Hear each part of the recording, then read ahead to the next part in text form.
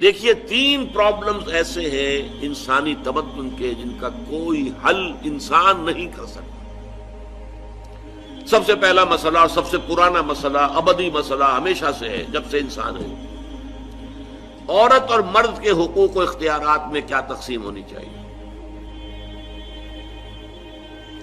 آپ کو معلوم ہے افراط و تفریط، یا تو عورت کو ملکیت بنا دیا گیا، جیسے بھیڑ بکری جو ہے آپ کے کھوٹے سے باندھ رکھی ہے، ایسے ایک عورت بھی باندھی ہوئی ہے، وہ آپ کی ملکیت ہے، اس کے کوئی حقوق نہیں، اس کا کوئی لیگل سٹیٹس نہیں، اس کا کوئی تشخص نہیں، کوئی ہے ہی نہیں۔ یا وہ انتہا ہوگی اور یا وہ انتہا ہے جو آج آ گئی ہے، بالکل مرد کے شانہ بشانہ، ساری تخلیقی مصلحتوں کو چھوڑا، ساری جو بھی انسان کی جو انیٹومیکل جو بھی ڈفرنسز ہیں ان کو چھوڑا، جو سائیکولوجیکل فرق ہے ان کی تخلیق میں اس کو بھی ایک جیسے برابر، قطعاً نہیں۔ ان دونوں کے درمیان کیا توازن ہے؟ یا وہ لونڈی بن گئی، بھیڑ بکری کی طرح کی ملکیت بن گئی، اس کا کوئی حق نہیں، اس کا کوئی لیگل سٹیٹس نہیں، اس کے والدین نے جہاں چاہا شادی کر دی، اس کی مرضی پوچھنے کا کوئی سوال ہی نہیں، جس کے چاہا حوالے کر دیا۔ وہ آج جو چل رہی ہے ونی کی رسم، وہ عورت کا کیا اختیار اس کے اندر، اس بچیوں کا کیا اختیار ہے؟ وہ 1.5 سال کی ایک بچی بھی دے دی گئی ہے، انا للہ و انا الیہ راجعون، جو چاہے کریں۔ یہ تو ایک انتہا ہے۔ دوسری انتہا بالکل برابر، نتیجہ کیا نکلا ہے؟ بالکل برابر میں خاندانی نظام برباد ہو گیا، اس لیے کہ ایک ادارے کے 2 سربراہ برابر اختیار والے نہیں ہو سکتے۔ کسی محکمے کے 2 ڈائریکٹر ہو سکتے ہیں، کسی فرم کے مینیجنگ ڈائریکٹر 2 ہو سکتے ہیں، ڈائریکٹر 10 بنا لیں آپ، مینیجنگ ڈائریکٹر 1 ہوگا، کسی فرم کا چیئرمین 1 ہوگا، 2 نہیں ہو سکتے کسی بھی ادارے کے۔ اگر 2 بنا دیں گے فساد ہوگا، جھگڑا ہوگا، ان دونوں کے درمیان رسا کشی ہوگی۔ یہی تو ہمارا سب سے بڑا مسئلہ بنا ہوا ہے۔ پاکستان کا مسئلہ کیا ہے؟ ہم نے پارلیمانی نظام اختیار کیا ہوا ہے، انتہائی بیہودہ نظام، غیر منطقی نظام۔ آپ نے 2 بڑی بڑی سیٹس کریٹ کر دی، ایک ہیڈ آف دی اسٹیٹ ہے، ایک ہیڈ آف دی گورنمنٹ ہے۔ اب ان دونوں کے درمیان حقوق اور فرائض اور اختیارات کا کیا تقسیم ہوگی؟ ہو ہی نہیں سکتی۔ یا سارا کچھ صدر کے پاس جائے گا اور وزیر اعظم جو ہے وہ جونیجو کی مانند وزیر اعظم بن جائے گا، یا سارا کچھ وزیر اعظم کے ہاتھ میں ہوگا اور صدر جو ہے چودھری فضل الہی بن جائے گا، کہ جس کو وہاں ان کی دیواروں پر لکھا گیا تھا رہا کرو انہیں، چودھری فضل الہی کو رہا کرو، یہی ہوگا۔ تو ایک گھر کے 2 جو ہیں 2 سربراہ نہیں ہو سکتے، خاندانی ادارہ تباہ ہو چکا ہے۔ اور جیسے کہ یہ آپ کو کہاوت ہے کہ جس بلی کی دم کٹ جائے وہ چاہتی ہے کہ تمام بلیوں کی دمیں کٹ جائیں۔ یورپ میں، امریکہ میں برباد ہو گیا خاندانی ادارہ، آج وہ تلے ہوئے ہیں کہ مشرق میں اور خاص طور پر مسلمان ممالک میں ابھی اگر کچھ انٹیکٹ ہے یہ خاندانی ادارہ، کچھ خاندانی اقدار ہیں جو برقرار ہیں، کچھ والدین کی عزت اور عظمت اور کچھ ان کا احترام اور ادب اور خدمت کا مادہ ہے جو برقرار ہے۔ چاہتے ہیں کہ ختم ہو جائے، تباہ و برباد ہو جائے۔ والدین بوڑھے ہو گئے تو پھینکو ان کو اولڈ ایج ہاؤسز کے اندر، اولڈ ہاؤسز میں، گھر میں کائے کو رکھنا ہے؟ نوجوان جوڑا ہے، اس کے خامخواہ ان کی خواہشات اور ان کے معمولات میں بیچ میں آڑے آنا۔ بوڑھی ماں جو ہے بولے بغیر رہے گی نہیں، دنگا فساد ہوگا تو رکھو اس کو وہاں پر اولڈ ہاؤس کے اندر، اللہ اللہ خیر سمجھ۔ یہ ہے اصل میں مسئلہ۔ اب عورت اور مرد کے درمیان کیا توازن ہو، انسان نہیں سوچ سکتا۔ دیکھیے انسان یا مرد ہوگا یا عورت ہوگی۔ مرد سوچے گا تو وہ اپنے اعتبار سے سوچے گا، عورت کی نفسیات کیا ہے، عورت کے احساسات کیا ہیں، اس کو کیا پتا ہے۔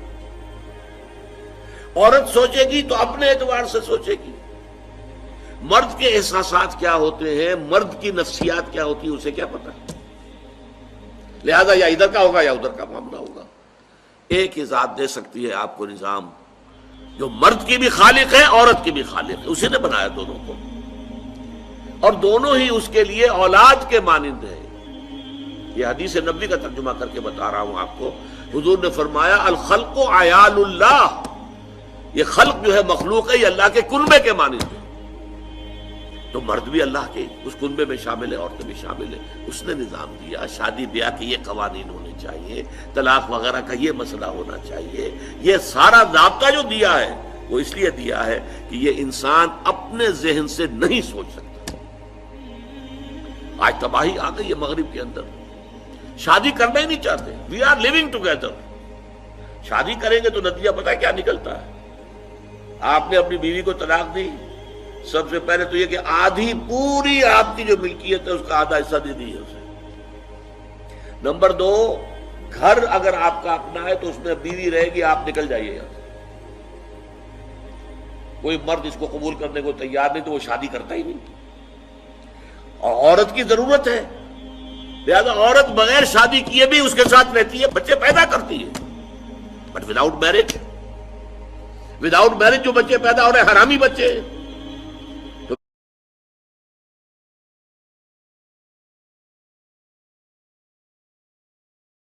ساتھ صدر کلنٹن نے کیا کہا تھا؟ اس کا جو اپنا خطاب تھا نیو ایئرز ڈے کا، وہ خطاب کیا تھا؟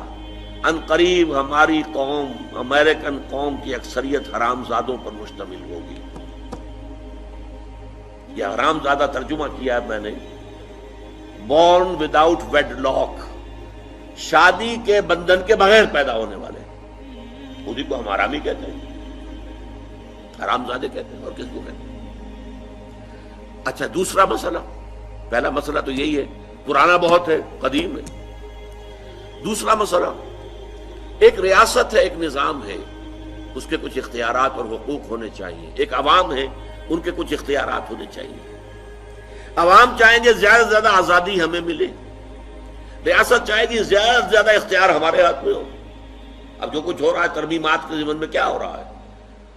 ایک طرف جو ہے مشرف صاحب چاہتے ہیں زیادہ سے زیادہ اور طویل سے طویل میرا دور اقتدار ہو اور اختیارات جو ہے میرے ہاتھ میں آ جائے، گھنٹہ گھر بن جاؤں میں فیصلہ بات کروں. ساری کوشش ان کی ہے. اور یہ ARD وغیرہ کیا کر رہی ہے کہ نہیں، حقوق عوام کے ہاتھ میں آنے چاہیے. اب اس میں بھی توازن کیا ہو؟ یا ٹوٹلیٹیرین سٹیٹ وجود میں آ جاتی ہے جو رشیا میں تھی، USSR میں تھی، عوام کے کوئی حقوق نہیں، no freedom of speech, no freedom of association. نہ تم اپنے خیالات کا اظہار کر سکتے ہو، نہ تم کو جماعت بنا سکتے ہو. یہ نظام تھا. کام کرو، ویجز لو، بس اللہ اللہ خیر صلی اللہ. حیوانوں کی طرح پر کہ صرف راتب دے دیا جائے گا، باقی تمہیں کوئی تمہاری ایکسپریشن، کوئی اپنے خیالات کا اظہار، کوئی فریڈم آف ایسوسیشن نہیں. امریکہ دوسری انتہا پر، مادر پدر آزاد. 2 مرد شادی کرنا چاہتے کر لیں، ایک مرد بیوی ہو جائے گا اور ایک مرد شوہر ہو جائے گا. لیگلی قانون کے نزدیک ریکگنائزڈ ہوگا. ایک آزادی کی وہ انتہا ہے. گیز، ہومو سیکشولز، وہ وہاں جلوس نکالتے ہیں، بڑے ٹھاٹ سے نعرے لگاتے ہوئے گزرتے ہیں. وہ ہنستے ہیں، ہم لوگوں پر ہنستے ہیں، یہ پاگل لوگ ہیں جو اس کو ہومو سیکشولیٹی کو بری شے سمجھتے ہیں. اور نیو یارک کا جو میئر ہے وہ لیڈ کرتا ہے پروفیشن. کیوں کرتا ہے؟ اسے اگلا بھی الیکشن لڑنا ہے اور گیز کے ووٹس بہت ہیں. اس سے اندازہ کیجئے کہ کتنی پرسنٹیج وہاں گیز کی ہو چکی ہے، ہومو سیکشولز. یہاں تک کہ طے کر دیا گیا ہے مذہبی میدان میں بھی گیز کو اجازت ہے، وہ پادری بن سکتے ہیں. گیز ہیں، ہومو سیکشولز ہیں، فطرت کے خلاف کام. کیا وہ آزادی ہے؟ تو کہاں ہے بیلنس؟ انسانی ذہن کے لیے ناممکن ہے اس بیلنس کا تلاش کرنا. نمبر 3، سرمایہ اور محنت. پروڈکشن جو بھی ہوتی ہے 2 چیزوں سے ہوگی. سرمایہ دار تھا، اس نے کارخانہ لگایا ہے، اتنے کروڑ روپے لگا دیے ہیں، یہ کیا ہے، وہ کیا ہے، یہ سرمایہ ہے. لیکن وہ کیا کر لے گا اکیلا؟ 10,000 آدمی کام کر رہا ہے، لیبر ہے. اب جو کچھ بھی بن رہا ہے، جو پروڈکٹ بن رہا ہے اور جو اس سے آمدنی ہو رہی ہے، اس میں دونوں کے حصہ ہے، لیبر کا بھی حصہ ہے اور سرمایہ کا بھی حصہ ہے. لیکن منافع میں کتنا حصہ سرمایہ کا ہوگا، کتنا لیبر کا ہوگا، کون طے کرے گا؟ یا تو سرمایہ داری بن جائے گی، سب میں تو آپ کو 10 روپے دے سکتا ہوں ڈیلی ویج، منظور ہے تو کام کیجئے ورنہ چاہیے دفع ہو جائیے. اور بہت سے آپ کے بھائی موجود ہیں جو 10 روپے پر کام کرنے کے لیے تیار ہو جائیں. ساری دولت سمٹ کر جا رہی ہے کارخانے دار کے ہاتھ. کیپٹلزم جو کیپٹل ہے، جو سرمایہ ہے، اصل جو ہے دولت اسی کی طرف، روپے کو روپیہ کھینچتا ہے، پیسے کو پیسہ کھینچتا ہے. لہذا امریکہ میں آپ کو ایسے لوگ مل جائیں گے جنہیں اپنی دولت کا اندازہ نہیں ہے کہ کتنی دولت ان کے پاس ہے. بلینز آف ڈالر کا ایک ایک چیک لکھ سکتے ہیں، اور یہودی ہے وہ. دوسری طرف امریکہ میں آپ کو گھیٹوز مل جائیں گے، گھیٹوز. اور ایک ہی جزیرہ ہے مینہٹن، کوئی 11 میل لمبا ہے، چوڑائی کہیں 2-3 میل ہے، کہیں ذرا زیادہ ہے. اس کے ساؤتھ میں جہاں یہ 2 بڑی بلڈنگیں کھڑی تھی جو گرائی ہیں، جو بھی تھے دہشت گرد، یہاں پر یہ اس کا ریچسٹ حصہ ہے. پوری دنیا کی دولت یہاں جمع ہے، سارے بینک وہاں ہیں. اور اسی جزیرے کے شمالی علاقے کے اندر گھیٹوز ہیں، افرو امریکنز، کالے امریکی. یوں سمجھیے کہ سب ہیومن لیول پر رہ رہے ہیں، حیوانوں کی طرح زندگی گزار رہے ہیں. یہ ڈسپیرٹی نظر آ جائے گا. تو اب عدل و انصاف کی کیا شکل ہو؟ یا وہ ہے جو رشیا میں اور USSR میں تھا، یا یہ ہے جو امریکہ میں اور اس کے الائز کے اندر ہے. یہ ہے وہ مسئلہ جہاں انسان ہاتھ جوڑ کر گھٹنے ٹیک کر اللہ سے دعا کرنے پر مجبور ہے. اے اللہ تو نے مجھے فطرت سلیمہ بخشی، اے اللہ تو نے مجھے عقل سلیم سے نوازا. اے اللہ میں نے تجھے پہچان لیا کہ کل شکر اور کل ثنا کا مستحق تو ہی ہے. اے اللہ میں نے تجھے پہچان لیا کہ تو تمام جہانوں کا پروردگار اور مالک ہے. اے اللہ میں نے تجھے پہچان لیا جزا و سزا کے دن کا مالک و مختار مطلق تو ہے. اے اللہ میں نے طے کر لیا ہے تیری ہی بندگی کرتا ہوں اور کروں گا، اور تو ہی سے مدد چاہتا رہوں گا. لیکن اے اللہ میں مجبور ہوں، میری عقل جو ہے میرا ساتھ نہیں دیتی. کروں کیا، چلوں کس راستے پر، کون سے راستے پر؟ یہ عملی حصہ ہے دین کا.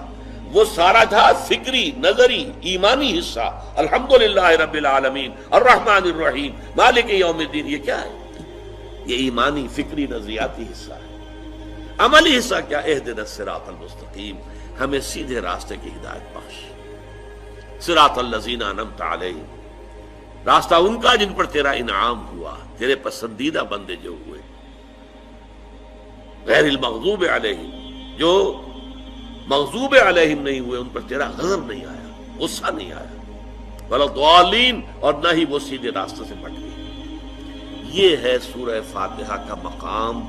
گویا کہ اصل میں یہاں پر قرآن مجید، اس کے اصل مخاطب کون ہے؟ وہ سلیم الفطرت لوگ، وہ سلیم العقل لوگ، جنہیں قرآن کہیں کہتا ہے الذین یعقلون، کہیں کہتا ہے الذین یفقہون، کہیں کہتا ہے اولو الالباب، ہوش مند لوگ. یہ وہ لوگ ہیں کہ قرآن مجید اصل میں ان سے مخاطب ہے. اور وہ خود سفر طے کر کے اللہ کی ذات تک، معرفت خداوندی تک تو پہنچ گئے ہیں، لیکن اب عملی زندگی کے اندر رہنمائی کے لیے درخواست کر رہے ہیں. اہدنا الصراط المستقیم صراط الذین انعمت علیہم غیر المغضوب علیہم ولا الضالین. یہی وجہ ہے کہ فوراً سورہ بقرہ شروع ہوتی ہے الف لام میم ذالک الکتاب لا ریب فیہ ھدی للمتقین. یہ ہدایت ہم تمہیں دے رہے ہیں. یہ قرآن جواب ہے اس دعا کا، اہدنا الصراط المستقیم صراط الذین انعمت علیہم غیر المغضوب علیہم ولا الضالین. آمین یا رب العالمین.